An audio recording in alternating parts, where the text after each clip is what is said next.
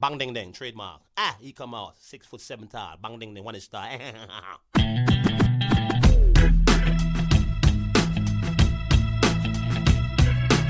dong ding dong ding dong ding dong ding dong ding dong ding. It is a perfect day. Woke up to the sound of the garbage truck again. Upstairs neighbor's toilet's leaking on my head. And cars broke down, I missed the bus, there runs a 10. I had a feeling this was a day to stay in bed. I finally left my pad right on the jumbo's cloud road. A police officer pulled out his gun and said, I said, sir, you got the wrong guy. I guess it's just the perfect day. It's just the perfect day. Na, na, na, na, na.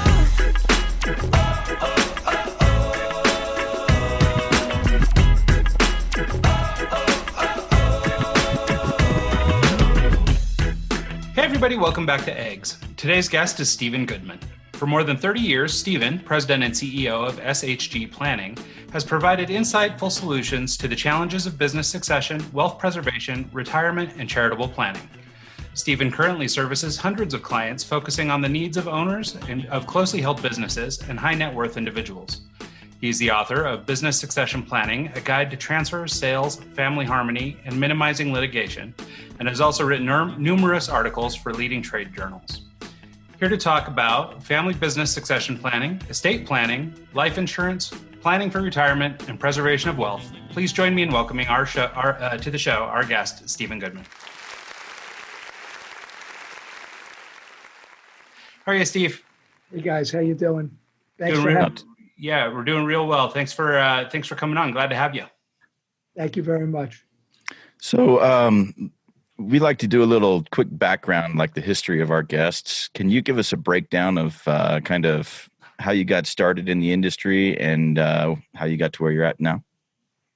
Well, I grew up in the Bronx in New York. Came from no money at all. Parents unfortunately passed away fairly early. Didn't do much planning, didn't have a lot. Kind of left us not in the greatest place. So I kind of like felt it firsthand what that was like. Went to school, got an undergraduate degree in accounting, went to work for one of the big accounting firms, KPMG, then worked for JP Morgan, and then about 30-ish years ago, started my own consulting firm, SHG Planning, and basically got very interested in just making sure that people provide and protect themselves and their family, whether it be an accumulation of wealth, minimizing taxes, asset protection, passing down businesses, and have been doing it now for over 30 years. And every client's got their own unique situations and things you need to help them out on. And the same solution that helps one client, another client would never agree to do something like that. So you have to be able to adapt to who you're dealing with. Yeah, no, it's funny that you say Bronx, New York. I would have never guessed from the accent. I think it's a really interesting point. You know what I think is so intriguing about this particular set of topics is it seems like something that, I mean, most of us, I think, especially for younger people, generally try and avoid most of this. We don't like to think about, having to plan for what happens after we're dead and gone because we're yet to admit we're going to eventually be dead and gone. And so I think it's a really challenging thing, but I also think it's really important to sort of open up these kinds of conversations and have them because, like you mentioned, just even in your own experience with your family, I mean, have a lot or have a little, like a little bit of planning still goes a long way. No question. It's funny, Ryan, because I say many times in my next life, I'm going to come back and sell red Ferraris. It's really nice to sell something that everybody wants to buy rather than trying to convince people to do things for their own best interest. But as you said, especially younger people, it's so far into the future, but you'd be surprised how many very, very wealthy people you meet that are in their 60s. They either don't have a will or they haven't done it in 30 years. They don't have any insurance. They really haven't planned anything out. And you would, on the surface, think these are sophisticated, smart, successful people. It's just an area that just nobody really wants to deal with.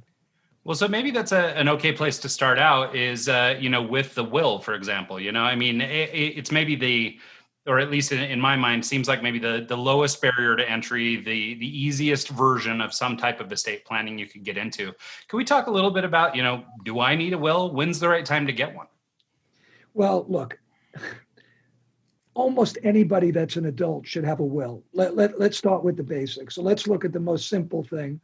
If you are single, you're not married, you don't have any children, and you don't have any money. I'm raising my hand. But you have no will? Yeah, I guess you could have no will because you don't have really anybody you need to leave anything to, and you don't really have anything to leave. But, when you get above that and you're a young person, you're married, clearly when you get married, you have decisions to make. Every state has certain rules as to you can't disinherit a spouse. So, whether you have a prenup, you don't have a prenup, how much do you want to leave your spouse? What do you want to leave to your parents or your brothers or sisters? So it starts there. Then once you have kids, you get into what am I leaving to my kids versus what am I leaving to my spouse, or what am I leaving to my family, my brothers, sisters, parents. Obviously, when you have children, the most important reason to have a will, which is the main reason people don't have wills, is the guardian of your children. Because if you don't name a guardian, then the courts are going to name a guardian. And that's never going to be who you necessarily wanted it to be. So many times what happens as a young couple is like, oh, I don't want your brother or sister to be the guardian. And they say, well, I don't want your brother or sister to be the guardian. I don't want your parents to be the guardian. I don't want your parents to be the guardian. So like they're fighting over like who's going to be the guardian.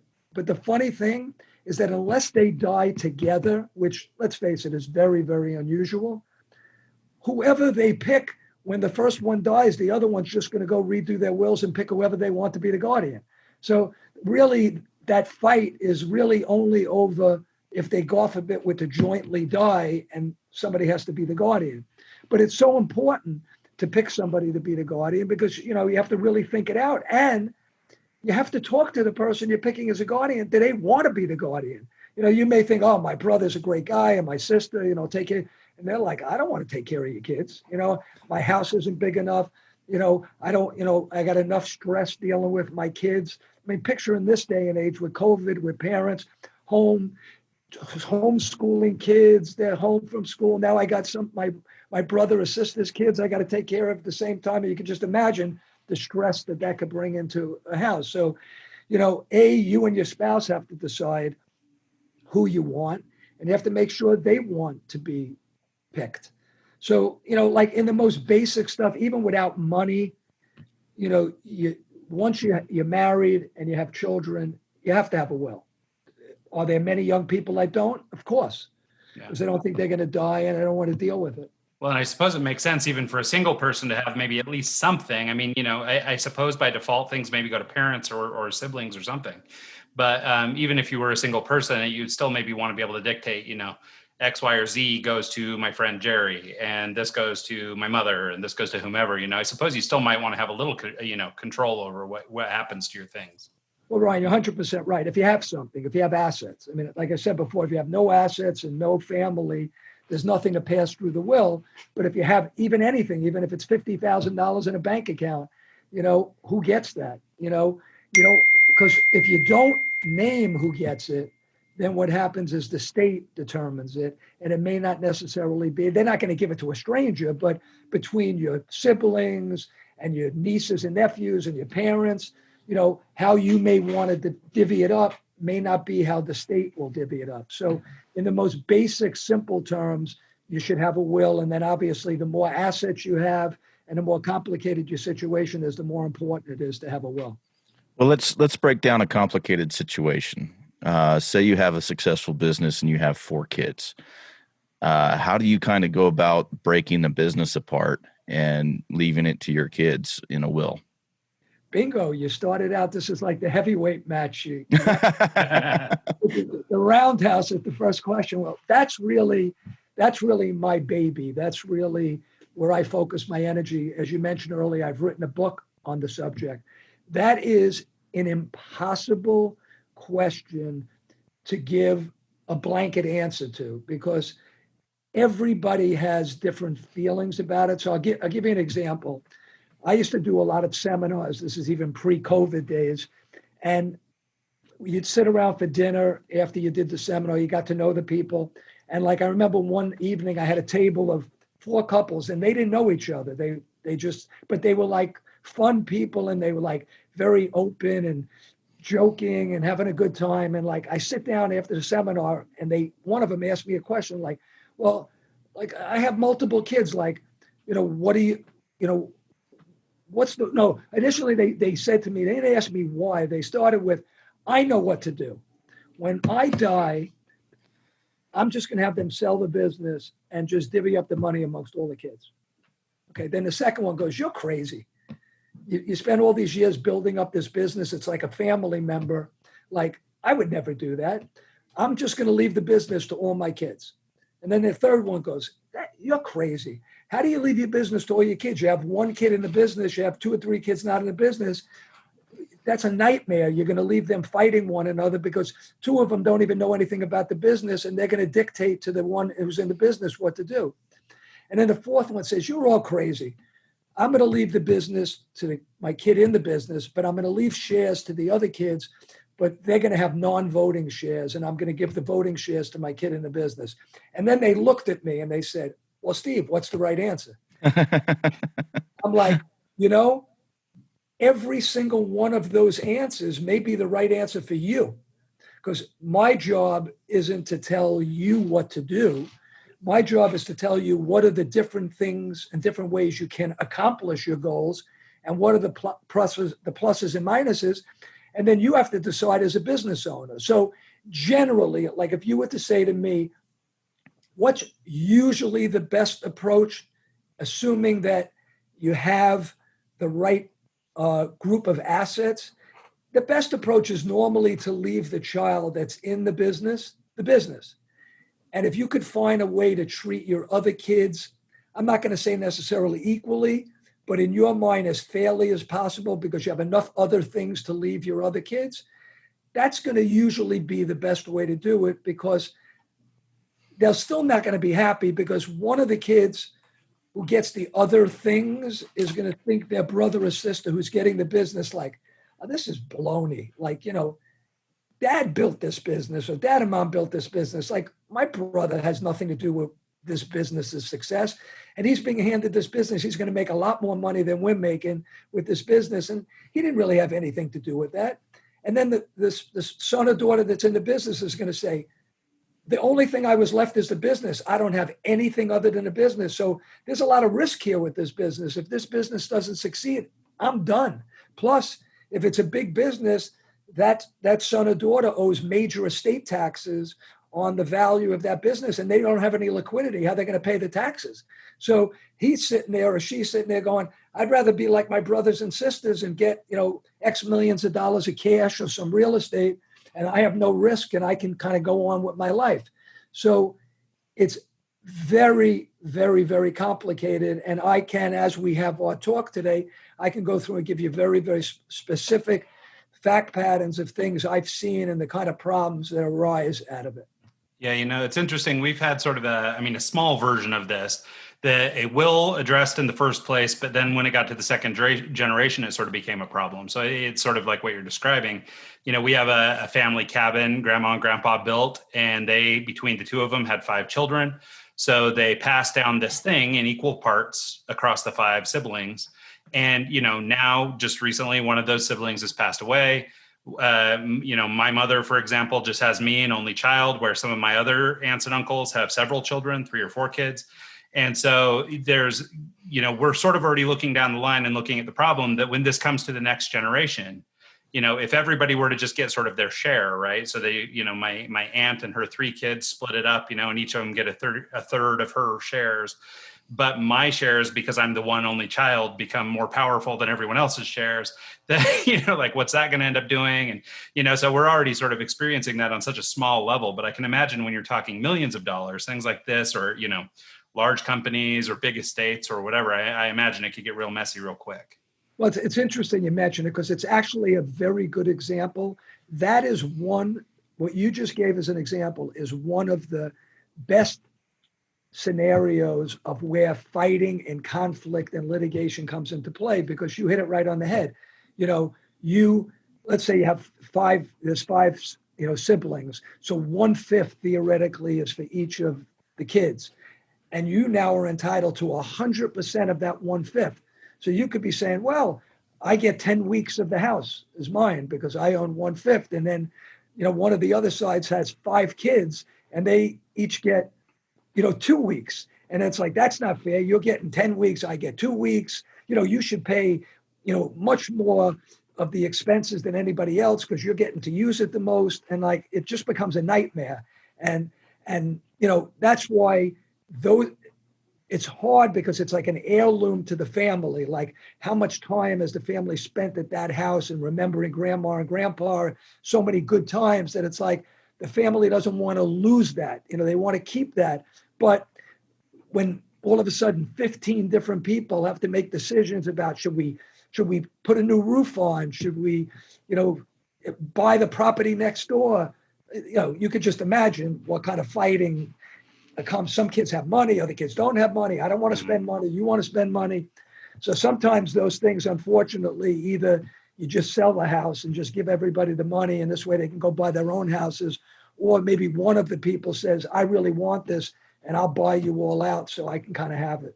Yeah. So, yeah. And it's funny that that's the sort of the solution you arrived at, because that's sort of where we're at now is, maybe, one portion of the family ends up buying it outright and just sort of pays everybody else out for their share of it or whatever. And I think, it seems like a natural solution because you're right. What it is it's got this emotional component to it. It's not just a business deal, for example, with somebody else. It's got this emotional component tied up in it where it's, this is where we grew up. This was grandma and grandpa's place, all these different things. And so then when it does come to that, it I guess makes it difficult to make decisions. But then as it starts to trickle down to this next generation or maybe the generation after that, all of a sudden you've got 20 different owners. And it's like, it's just not practical. And it's interesting because it's amazing how many brothers and sisters, because that's usually where the litigation comes in. When mom and dad are not there, all the built up stuff that existed for all the years that like people kind of kept close to the vest because they wanted to not get their parents mad because maybe they get disinherited. So they kind of quiet, and then mom and dad are not there anymore. And it's like everything gets loose, but it's like stupid stuff. Like who gets to China, or mom has like 3 pieces of jewelry and maybe she has 3 daughters and like which one she gives to each of the 3 kids. And like, like one of them is insulted because like, everybody really wanted that one ring or that one necklace. And like, why did my sister get it? And a lot of times what causes the problems is that mom and dads are usually more guilty of this than moms, but mom or dad doesn't want conflict. So they don't say anything to the kids while they're alive. They're like, I know if I bring this up now, there's going to be fighting. And I want to see my grandkids. I love my grandkids. I don't want like, maybe it's my son's wife gets pissed. And now my daughter-in-law is like, okay, I'll teach your parents a lesson. They're not seeing their grandkids anymore. So like the parents sometimes just like say, I know I should talk about these things. I know I should let everybody know what we're thinking, but I know if I do it, they're going to get pissed. So you know what? When we're dead, they'll deal with it. And maybe they won't come visit us at the cemetery, but it is what it is. So that's a lot of times what causes those issues. That's so, I have family members right now that are kind of going through that right now. Like, well, the wife doesn't like the other wife and this and that. And it's just like, oh my goodness, this is crazy. I never had to deal with any type of relationships like that. But when you put like a house into the equation, or, the family piano, or, the nice assets that people are going to fight over, that just exacerbates everything. Our family, like the way my grandma does it, she takes you aside and she says, "What do you want to put your name on the back of?" It's so funny to me. It's just like I've never actually had to sit down and think about stuff like this before. Is there a proper way to kind of go about this and actually, have a plan in mind and have these discussions in advance instead of letting the kids fight it out in court? Well, look, clearly planning and talking it out, if you have the courage to do it, is always better, because you still could change your mind as to how you do things, and it gives everybody a chance to air out stuff. If you're not going to address it, then probably the next best thing to do if you don't address it is, besides your will, prepare like a 5-page, like kind of like my non-formal last will and testament, but like, how did I come to these conclusions? Like, why did I leave you this? And why did I leave you this? So at least the kids, if they never were told it while mom and dad were alive, at least they understand, because nobody puts that in a will. Like, you don't see in the will, oh, I give the china to my daughter. And the reason I give the china to my daughter is it says I give the china to my daughter. It doesn't give why. So if you're not going to take the time to do it while you're alive, the next best thing is to either videotape it or write it out and really address how you really thought this thing out and why you did it that way. Yeah, that makes sense. So I wanted to ask you, go ahead, Mike. No, go right ahead. I was just going to say, so, I mean, I think this is sort of an extension of this will conversation, but I wonder if you've noticed, just because you've been at this for so long, how do people plan for retirement today? Like, so it seems like, in sort of this gig economy, you've got more and more people working for themselves, maybe putting off retirement, sort of in a traditional way, sort of like, they're not paying into a 401k, or they're not getting, price matched or a pension or something through an employer. And then also there's, I think, a lot of people doing sort of an alternative version of retirement, which was you'd work your whole life and then retire. Now you've got a lot of people who are trying to live while they're young and, and we'll worry about retirement maybe later. And so I wonder if you talk a little bit about just sort of how you've seen retirement evolve from sort of, this traditional work in the coal mine all day, all night, and then eventually you're dead, but you've got your pension to fall back on, versus, maybe some of these, independent contractors or people who are running around living their own life. Look, I think you're hitting upon a lot of great points. Just like the, planning when you die, planning for retirement is like, I mean, yes, you're 65 years old and you're not thinking about your retirement, then something's wrong with you. But, a lot of people who are younger than that, same thing, like retirement. I don't need to think about retirement. So, well, to be honest with you, I'm that guy. I haven't thought about retirement until I've had conversations with people like you. It's like one of those, you don't really think. I'm a DJ. I play music. I, drink beer at a nightclub, and then, save money to buy speakers, not for retirement. You know what I mean? And so it's kind of like, now I'm at this point in my life where I've got a lot of speakers, I've got a lot of records, but I don't have a lot of money in the bank to live on if I, want to retire. I'm 37, so I have a little time, hopefully. But at the same time, I mean, like, I'm the exact person for his question. Well, look, it's an interesting thing, especially your generation, because what you find is that your generation doesn't seem like a generation that's going to want to work until they're 65, 70 years old. I like my job. I might be doing it. It's fun. But I see I don't know if I want to work. I mean, you could always do gigs, like you said, and do independent stuff and make a few dollars. But I don't see it being that, certainly it's not that I'm going to stay at that company and work till I'm 65 years old and retire. That clearly doesn't exist. So you have that. And then I think people have no clue of how much money you really need when you retire. Because thankfully, and obviously, God willing, we overcome this soon, but people are going to live a lot longer. Like your generation, I mean, think about what's happened in medicine and what's going to happen every single year. I mean, look, I'm not an expert at this, but like, there's no doubt in my mind that at some point we're all going to have a chip floating around the inside of our body, taking pictures of us inside, no radiation, looking at our blood vessels, seeing if we have blockages, and then popping up on your iPhone and saying, we don't like something we see there. There's a picture. You go to your doctor. Now, it doesn't mean you can't get sick, but like people are going to catch things so much quicker than we catch it quicker today than our parents did. And you guys are going to catch it a lot quicker. And personalized medicine and genetic testing and stem cell research and just all the stuff that's going on, people are going to live, God willing, a long time. And they're not going to want to work until they're 90 years old. So, in the old days, it would be like, okay, Social Security started when you were like 62, and half the population died before they got to 62. And the other half, most of them were dead once they reached their 70s. Now people are retiring and they can live till they're 90. Your generation, who knows, you can live till you're 110. You retire when you're 60 years old, you live for 50 years. You need a lot of money to be able to live your life for that period of time. So I just think so few people are financially prepared for retirement. You hit upon great points.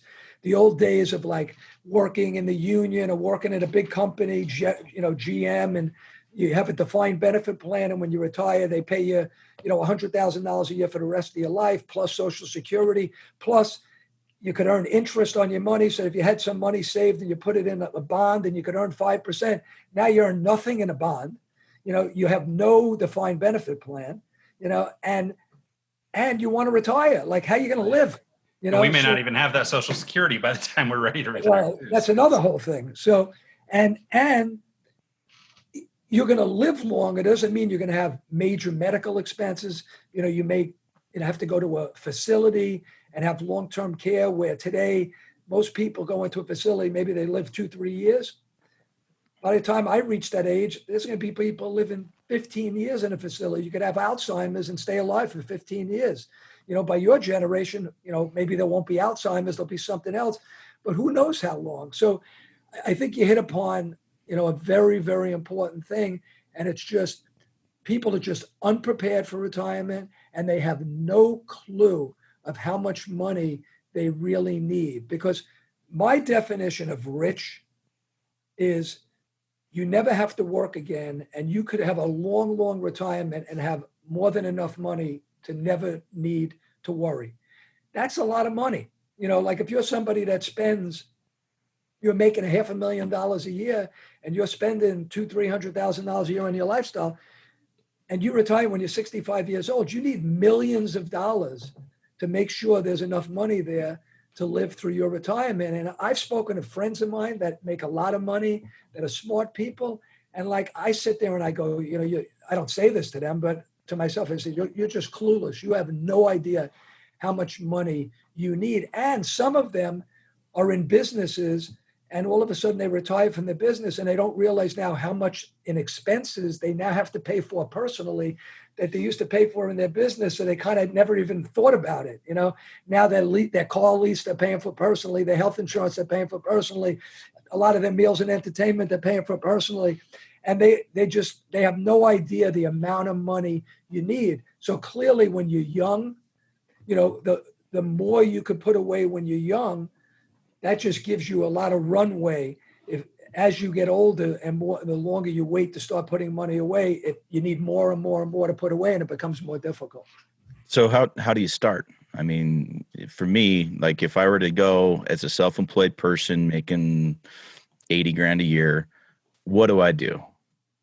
Well, one of the things you could do is you could set up a retirement plan. So when you're self-employed, you have the flexibility to put a retirement plan. If you don't, I'm going to assume, let's say you don't have any employees. So if you have no employees, you could just sock away a lot of money for yourself. So that becomes you're getting a tax deduction when you do it. So you're reducing how much you pay in taxes. And now you're putting that money into an account, and you're not paying any income taxes as that money grows. I mean, you're going to when you pull it out, but by then maybe you're 70 years old. So if you could put away $10,000, $15,000, $20,000 a year into a pension plan every year, you're getting a good head start. And that forces you not to spend it. okay, then if you're single, it's something you're generally not going to do. But some people buy like cash value life insurance, because if they have kids, they need insurance, and it's also a forced saving. They get a premium, they have to put money away, so they accumulate money in that. So they got to pay their premium, so they can't like spend it on something else. So, those are some of the things that somebody can do. But you have your own business, you're going to sit there and go, I could put $20,000 away into this retirement plan, but if I invest that $20,000 in my business, I think I could make a lot more money, and that may be a better way to spend the money, to invest it in yourself and your business. But if you're pissing it away on just like going out drinking and going out eating and going on vacations, and the money's just, it's not anything that's going to make your business better and help you become more successful, then you're better off doing things like I mentioned than just pissing it away. Makes sense. We've had a few people on that have talked about the life insurance, kind of like what the Rockefellers would do, and using that as almost like a revolving bank account where you put it in. If you want to take a loan out against it, you can, and buy a car, and then you pay yourself back into your life insurance. And I've heard mixed reviews on that. Do you have any opinions on that? Do you have any suggestions on? Well, you actually mentioned earlier, like you mentioned a group of assets. Do you have a suggestion on what the ideal group of assets are? A little bit of real estate, a little bit of life insurance, a little bit of this, a little bit of that. Well, let me address. You asked me a couple of things, so let me first address the insurance, and then I'll answer the other question. There's almost nothing that is like right or it's wrong. There's pluses and minuses. One thing I can tell you is that everybody, and I mean everybody, has an opinion about life insurance. Like, just like everybody's got an opinion about Donald Trump, everybody's got an opinion about life insurance. There's nobody who's like, I have no opinion. And there are people that don't like life insurance at all, which, to me, that's almost like foolish, because if you have reasons to protect your family, you should have some insurance. But some people are like, if I buy insurance, I'm going to die, or I could do better things with my money. Then you have people who are like, I know I need life insurance, and I'm only going to buy term insurance. Term insurance is basically where you don't build up any value. It's the least expensive, and it's great. It's insurance.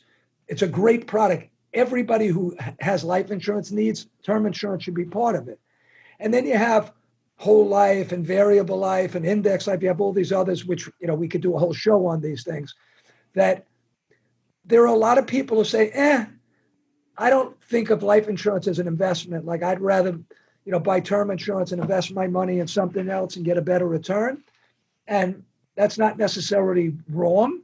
And then there are people who are like, I like that forced savings. I like to know I'm going to have the insurance the rest of my life. Because you'd be surprised how many people I meet that are in their 60s that need insurance, and they don't have it anymore, and they got to go out and get it when they're 60 years old for like estate reasons and things like that. So it's not a right or a wrong. Like, when I recommend people with insurance, I look at it like every other asset class. Like, you should have different companies with different kinds of products. It should be almost like an asset allocation within insurance, because there's no one product or one company that's the best. The problem you'll find is that there are certain insurance companies, I could probably get in trouble mentioning names, but I'll mention them. You have companies like New York Life, Mass Mutual, Guardian, Northwestern Mutual. These are captive insurance companies which have these agents that, like, they drink the Kool-Aid, like they're trained like sell whole life, go out there and sell whole life. And like, all they do is sell whole life, and from that company. They're not going out to the market. They're not saying, okay, you should buy whole life. Maybe you should buy some from Guardian and some from Northwestern and some from Mass Mutual and some from New York Life. It's like whatever their company is, that's what they're selling. And a lot of times I'll meet people that are way underinsured, and they're underinsured because they bought a whole life policy that they couldn't really afford. And they have, $500,000 of insurance when they should have $5 million of insurance, but they can't afford it because they've spent so much on the whole life. So my feeling is you need to make sure you have the right amount of coverage, which The term insurance is the foundation for doing that, especially on younger people, because it's very inexpensive. And then maybe you take a piece, maybe 20% of your insurance, and you put it into like a whole life policy, so it's part of an overall portfolio. So that would be how I would address your insurance question, which you're right. People have different opinions about it, and none of them are necessarily right or wrong. As far as assets, I mean, clearly when you're young, you have a long time before hopefully you're going to need those assets. So clearly putting your money in the market, stock market, real estate. I mean, with real estate, you have to decide, are you going to invest in real estate that you're going to manage and own on your own? You know, that requires a lot of time and expertise. Are you going to invest in funds that specialize in real estate, so it's more of a passive investment, but you have money in that sector?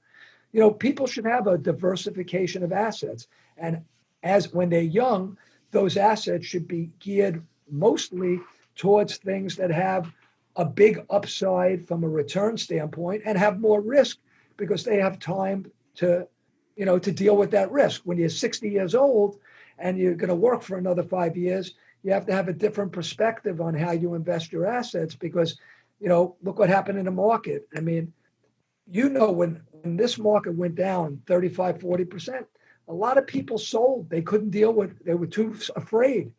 And then they go back in when the market goes back up 40%.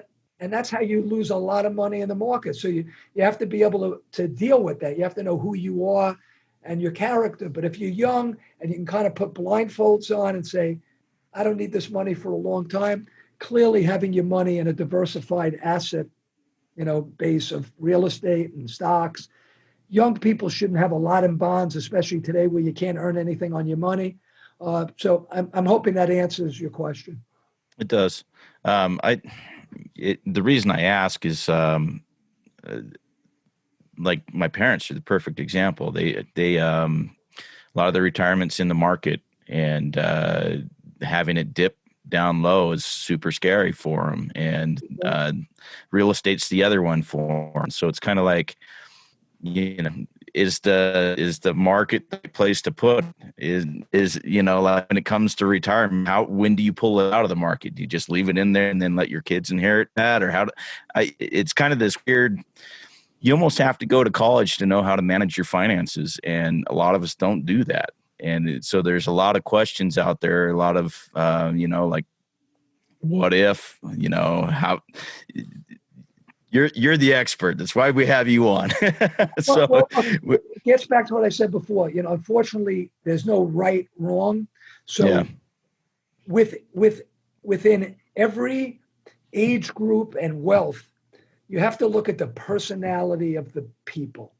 If you either are going to need access to money soon, or you do not have the stomach to deal with a big dip in the market, you can't be in the market because you're not going to be able to stomach it, and you're going to pull the money out at the wrong time, and you're going to go back in the wrong time, and you're going to get clobbered. Okay, forget tax issues that you're going to deal with as well. So you have to know who you are. The problem, and this goes back to my retirement thing of my concern, is that, you know, picture yourself today. You're 65, 70 years old. You've been fortunate enough. You've saved a couple of $1 million. You know, you're going to need, $100,000, $200,000 a year to live your retirement. If you're not in the market, well, what are you in? What are you going to put your money in? Cash and earn nothing? Bonds and earn nothing? So just inflation is going to destroy your retirement because you're not going to get any income or appreciation on your assets. And as you live, your expenses just by inflation are going to go up every year, and you're going to deplete your entire asset base. But if you put too much of it in a market and you don't have the stomach for it, and you're going to keep pulling it out, you're going to get killed. So that's the big problem today, because that's why people need more money for their retirement than they used to, because they're going to probably live longer, which I think we would all agree that my generation is going to live longer than my parents' generation, and God willing, your generation is going to live longer than my generation. And you're in an environment today where you can't earn anything on your money. I mean, why do you think the stock market, like you sit there and scratch your head, I scratch my head and go like, this makes no sense. I mean, we can have this COVID thing for another year. Like during the wintertime, who knows how many people are going to die? Who knows what businesses are going to get shut down? And the stock market is higher than it was before COVID. And you sit and go like, are you kidding me? Well, why is it that way? Well, it's for two reasons, I think. Number one, everybody believes the Fed is almost backstopping everything. Like the Fed's not going to let the market go down too much because they know how much that's going to hurt the economy. So the Fed's just going to keep doing things to keep the market going up, okay? And interest rates are at zero. So you have no place else to put your money. I mean, what are you going to sit with your money in a bank and earn, 0.1% interest? So the problem for your parents, going back to your analogy, is that if they don't have the stomach for the market, but there's nothing else to put their money in, and God willing, your parents, at least one of them, lives into their 90s, how are they going to have enough money to survive retirement? It's going to become very, very, very difficult. And so it almost is forcing everybody to have more risk with their assets, and they're going to have to be able to stomach that risk, because if they don't, then they're going to really put themselves in a tough position. So again, I'm hoping there's no like right answer to your question, but I hope I'm kind of hitting upon what you're trying to get at. Yeah, there's just so many moving parts, and I'm not the one to know all the ins and outs of it. I'm still early in this, and so I'm probably asking stupid questions for what it comes down to. You're not asking stupid questions. Well, so one of the things you keep mentioning, right, is that there's no really right or wrong. And I think that this is something that I've stumbled across a lot recently, is just sort of embracing fluidity and understanding that, life is going to have ebbs and flows and ups and downs. But ultimately, if you kind of, like you said, if you have the stomach to tolerate it, eventually you'll probably end up in an all right spot.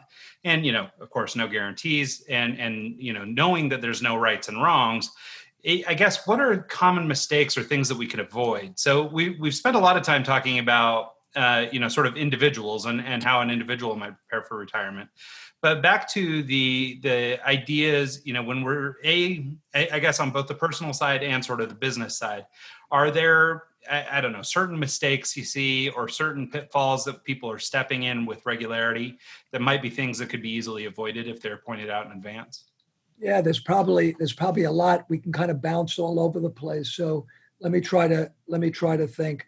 And I'm going to stay away from necessarily like estate planning and wills. We kind of talked about that. I'm going to deal more with like financial types of things. So look, I'll hit upon like a no-brainer one. Anybody that works for a company that has a 401k that is going to match a certain amount of money you put in your 401k, you have to be out of your mind not to make that contribution, because many times it's like either dollar for dollar or 50 cents on a dollar. So like if I put in $5,000 and the company's going to put in $5,000, I just got 100% return on my money overnight. Like that seems like a pretty good deal. Would you guys like 100% return on your money every year? It's pretty good. Of course. So that's like one of the most common stupid things for people not to do that. So, I would say that's a no-brainer. And then I'd say maxing out, like trying to put the most you could put into a retirement plan or a 401k, that's another great idea, because otherwise people you spend the money. I mean, I'm not talking about somebody who's got millions and millions of dollars that they can't spend everything they make. But, somebody who makes $200,000, $300,000, $400,000, you end up spending it. You spend it on stupid stuff. But if you put it away into your retirement plan, it's kind of like it comes out of your paycheck, and it's not there to spend. So I would say not putting in the amount to be matched. And then secondarily, not maxing out what you could put in a retirement plan, to me, is some of the big mistakes people make. Other mistakes people make, they don't have any insurance. I'm talking about not a single guy or gal. I'm talking about people with wives and husbands and families. They haven't bought any life insurance. They haven't looked at disability insurance. What happens if, you get sick, you don't die, but you can't work anymore. Now, a lot of times when you work for a big company, you may get some life insurance and some disability insurance through the company, but it's usually not enough. And if you don't work for a big company, then you have to do it yourself. So like, that's a big area. Other big areas, people don't look at sometimes some of the fees, expenses, and tax ramifications of some of the things that they're doing. So like as an example, and the laws changed recently, when you have somebody manage your money, and let's say you're paying them, 1% to manage your money. So let's use a scenario. They do a reasonable job. I earn 7% on the money they're managing for me. And then I'm paying them 1%. So I'm really making 6%. Forget taxes for a minute. The problem is that I have to pay tax on that 7%, at least whatever amount of that is interest, dividends, or capital gains. But I can't deduct the 1% that I'm paying them as a fee. So I'm not really, it's not like I'm netting 6 and paying tax. I'm potentially paying tax on the 7, and then I'm not getting to deduct the 1. So that 1 is more costly. Okay. So what fees you pay somebody could really, really eat into your returns, especially on an after-tax basis. Also, sometimes people put their money in investments that are not efficient from a tax standpoint. So today, what's become very popular is people go and buy index funds. They go to Vanguard and they buy, let's say, a portfolio of index funds, which is a great way to invest because you're probably paying only like 10 to 20 basis points in expenses. And if you just leave it alone, the only taxes you're going to pay is on the dividends that you get, which is, usually a couple of percent. Most of it is in the capital appreciation. So, but sometimes people hire somebody to manage their money, and now they're paying a layer of fees on top of that. And they could get value out of it, depending who they're using, but that extra 1% or 1.5% of a non-deductible fee could really eat into your returns. So you have to be very, very cognizant of that. So, those are, there's probably, if I sat here and thought, I could probably come up with another dozen of them easily, but those are some of the more common mistakes people make. I think that makes a lot of sense. Thank you. You mentioned capital gains, and this is a topic that comes up all the time, and I honestly don't know much about it, but I know there's ways to do things as far as to avoid paying a bunch of it, especially when you're talking about inheritance with your kids and strategies behind it. Are there some good strategies to avoid paying a bunch of capital gains tax? Well, let's put them in two different categories. You got capital gains, and then you have like estate taxes, which okay. I'll go over after. So look, the biggest control you have over what you pay in capital gains tax is by selling or not selling things.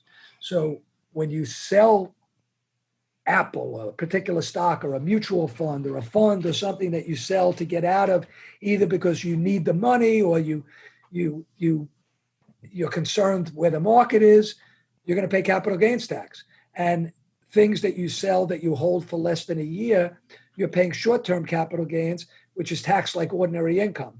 So, it's taxed, you get into state taxes and Obama tax, from the Affordable Care Act. And, when you add all of those things up, when it's ordinary income, it could be, short-term capital gain could be mid 40s to 50% tax. Capital gain is 20 plus, the state tax could be another 5 or 10% plus the Obama tax is another 3.8%. So that could be like in, 30, mid 30s. That's if it's long-term. So obviously not selling stops that. But even if you don't sell, like if you have a mutual fund or you have a money manager managing your money, and you're not selling out of the fund or you're not selling out of the manager, but they're trading, capital gains taxes could be caused, capital gains, which then lead to taxes, could be caused by how the fund or the manager is managing that money, which is why you need to look at not only the kind of performance that you can get from a manager or a mutual fund, but how tax efficient it is. Because you could have one fund that maybe has averaged a little bit less of a return, but is much more tax efficient, and thus your after-tax return is much higher. So that's some of the things you need to look at there. Estate taxes is a whole nother Ball of wax. ball of wax. So first off, and look, a lot could depend on what happens in this election. If Donald Trump wins, even if the Democrats control the Senate and the House, most of the current tax laws are going to stay because he'll just veto it and then never going to have enough votes to override a veto. If Trump loses and the Republicans maintain the Senate and the Democrats most probably are going to keep the House, then again, even if Biden comes in as president, he's not going to necessarily be able to change things because the Senate, which will be controlled by the Republicans, are not going to agree to it. If Biden wins and the House goes to the Democrats and the Senate goes to the Democrats, but the Senate is like 51-49, there's a lot of things that you can't do in the Senate without 60 votes. So even some things he still won't get done. You've probably heard people mention this filibuster, that they may want to get rid of the filibuster. That's what they did with the Supreme Court. The Supreme Court used to require 60 votes in the Senate. The Republicans got rid of the filibuster because the Democrats got rid of the filibuster for some other judges. So when Harry Reid was there, he got rid of it. So then McConnell got rid of it. And that's the reason the Republicans were able to get Gorsuch and Kavanaugh to get through, because all they needed was votes from the Republicans to get it through. In the past, that would have been the case. So now the Democrats are threatening to get rid of filibuster, and then they could get things done on their own. But the odds are, if Biden wins and the Democrats control the Senate and the House, there's going to be some changes to the estate taxes, most probably. See, right now, from a federal standpoint, you could have a $20 million estate and pay no federal estate taxes. States have lower exemptions, but you need to be very, very wealthy to worry about estate taxes today. But if Biden gets to change things, he could go back and say, we're going to lower the exemption to $2-3 million a person. And now you could have a $5 million estate subject to estate taxes. So I would say, I don't know what percentage of your listeners are, super high net worth. They need to do sophisticated planning, and I could do a whole talk on just sophisticated estate planning. But I would say if, most of your listeners are not at that level, I would say estate taxes is probably, at least pre-election, isn't going to be a big issue. Yeah, it's crazy to think of all the different ins and outs and things that cause this versus that, and why you would vote for this guy over that guy just on your tax planning. Like, to me, I've never actually thought of the elections in that regard. It's like, if I vote for this guy, how's it going to affect my bottom line on my income or my taxes or this or that? Usually it's, do I like the guy? Do I trust the guy? That's kind of been my voting history based off of that. I've never really taken that into consideration before. So that's interesting to think about. And look, there's no question that when Trump ran the first time against Hillary, there were probably a percentage of people who voted for Trump because they didn't like Hillary. There was a percentage of people who voted for Trump that didn't really like Trump, but they knew it was better for their pocketbook because they were wealthy and they knew the Republicans would do things to make taxes less than Democrats. And now you could have people who say, I like Biden, but it's going to hurt my pocketbook, so I'm going to vote for Trump, even though I like Biden. So you're right. A lot of times there's different reasons people make decisions. I want to go back to one other thing, though. You asked me about mistake. I will tell you what I believe. I see this. What I believe is a big, big mistake people make. And I get why they do it. It's not like I'm oblivious to why they do it, but it's people's lack of openness to talk to other people. And what do I mean by that? It's like, like one of the things I offer to people at the end, we'll talk about it. It's like I offer people a free book on business succession planning. And like, I'll do certain marketing and I'll offer that book to somebody for free. And their reaction will be, oh, I've taken care of it already. And I sit there and I scratch my head and I go, I don't say this to them, but like I scratch my head and I go, wait a minute. I'm offering you a book for free that gets into so much stuff that you're going to learn from, and you don't want it. Now, I know why they don't want it, because they feel there's now an obligation by them taking it that they owe me something, and they don't want to necessarily talk to me or meet with me because I'm going to try to sell them or do something to them. So they opt not to take the book because they don't want that obligation. The problem today is, generally people they have their accountant, they have a lawyer, they may have a financial planner, a financial advisor, they could have an insurance person. And the bottom line is you should be open-minded because you should talk to people. That doesn't mean you shouldn't use your people. It doesn't mean you don't necessarily go back to your people and say, somebody told me something, what do you think? But there's so much out there today and nobody knows everything. Like, I have a very multidisciplinary, broad background. Like my background, I'm a CPA, so I could talk about taxes, financial statements, investments, legal stuff, even though I'm not a lawyer, estate planning, insurance. I tap into so many areas that I have a lot of knowledge in, and people like that because I can almost help them in almost any area, but I don't know everything. Nobody can know everything. And so many people are just closed-minded to talk to somebody else because they're kind of afraid they're going to sell me something or push something on me. And look, everybody's selling something. You're selling something, everybody's selling something. But you need to be more open-minded. So I say, if you ask me what I think is one of the biggest mistakes I find is the lack of openness that people have to just talk to somebody new and hear what they have to say.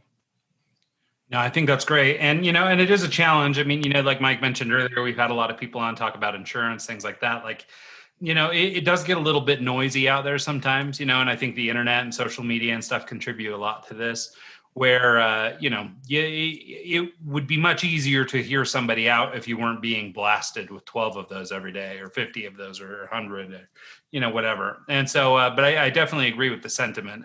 So much of life has to do with, relationships with other people and these sorts of things. And hopefully you're building networks of confidants and people like that you can trust, networks of people who can provide insight and things. I think that's all really critical. So another thing I was going to mention, Ryan, that's frustrating also. I actually was thinking about starting a website about a year or two ago, and I was going to call it Smarter Than the Salesman.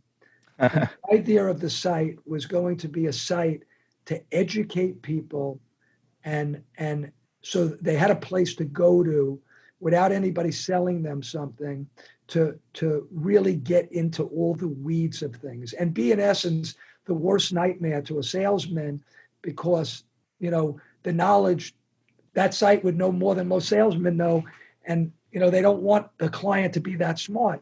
And part of the problem of getting things off the ground is, like, you would think that people would pay for that, but like, people don't want to pay for that advice. They're like, oh, my Merrill Lynch guy will do that for me for nothing. Well, yeah, he's not doing it for nothing. He's selling you stocks and bonds and funds and insurance. Or my insurance guy is going to do it. Everybody's making money doing something. You have to be willing to pay something to get 100% objective advice. And you just find people are not willing to pay for it.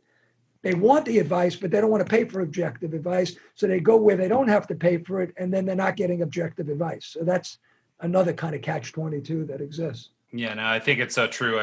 That is, definitely, it's again, another problem with just sort of all the noise out there right now that, it's really hard to sort of, I guess, separate the good from the bad and know the people who are sort of, just a really great salesperson versus somebody who actually gives a crap about you. I think that there's so much competition for the little bit of time that we have for everything that, unfortunately, people kind of ruin this for other folks. They make it hard to trust and hard to take the time and listen, right? Because just everybody's got a soapbox these days. Yeah, well, Steven, actually, your website has a really good blog on it. I've been reading a couple of your articles in preparation for this interview, and it's shgplanning.com. And there's a lot to learn from a lot of different people, but I think that's a good starting point. And podcasts with guests like you and other financial planning podcasts is probably another good resource to go and just kind of, for guys like me who aren't really in the financial world or the retirement planning world or this or that, you have to take the first step and start learning, because if you don't start learning, you're just going to be ignorant and you're not going to know or make the first steps in the first place. So I think it's important that if you have a desire to invest and have a desire to succeed and move forward in life, you have to kind of take that initial step and go and read articles and listen to podcasts and do things that are going to advance your knowledge base. So it's so right what you just said. I appreciate you mentioning my blog. It is a catch-22, Ryan. It goes back to what you mentioned. On one side, there is so much information out there. So you really could educate yourself a lot, but there's just so much. And it's like, where do you start and where do you stop? And how do I know whether somebody has an agenda or they don't have an agenda and what they're trying to do?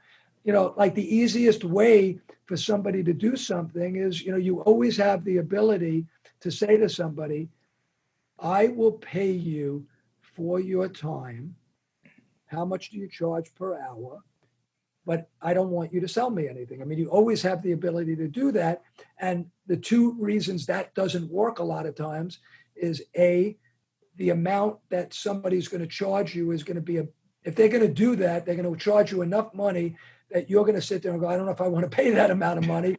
That's a lot of money just to get it, but at least I'm getting somebody objective. And the person you're asking it to, if they're really good, if they really, really are smart and they really know their stuff, their time is valuable. And if their only way to make money is by getting a fee to provide that advice, they're going to want to get a nice amount of money to provide that advice. So it ends up making that cost of entry expensive. And that's why it doesn't happen enough, because the customer doesn't want to pay that much, and the expert doesn't want to give it away for nothing. So they end up going places where they don't have to pay that fee, but then they're dealing with somebody they don't know for sure if they're getting the most objective advice. Yeah, I think we've also been a little bit conditioned by the internet, right? Everybody's leading with a free offer or here's a free webinar, a free, whatever. And so I think sometimes our conditioning is sort of worn down that if it's free, it just can't be that great. And, I think there was a time, even earlier in my life, but I think even, maybe more in older generations where you did have those relationships. You knew the guy that was the finance guy and you could trust him to give you good advice. And maybe he sold some products, but, he was on your team. He was a guy that you had a relationship with. And I think that as the world has become more and more connected via internet and things like that, we're actually, becoming further and further apart in terms of these, near and dear sort of confidant relationships that we might have had in the past. So I think it is a challenge, but I appreciate you doing work towards it. So Steve, here to sort of wrap us up, do you mind just kind of telling people where they can track you down, where they can learn a little bit more about what you do and perhaps get in touch? Yeah. So my website is SHG Planning, and if you go there, it'll give you my bio, which we've kind of outlined here. It'll have a lot of testimonials there. I have a blog that was mentioned that has like almost 60 articles there on all different types of subjects. You can go to a landing page. I have stevengoodman.biz, which is where I have the offer for my free book that I mentioned on business succession planning. My email address is sgoodman@shgplanning.com. And in the COVID days where not everybody's in their office every day, my cell phone is 516-297-7390. Great. Well, that's awesome, Steven. Thank you so much. Mike, anything else? No, just really appreciate your time and really enjoyed the conversation. It had a lot of good questions answered, and I appreciate it. It was great. I really enjoyed it, Yeah. guys.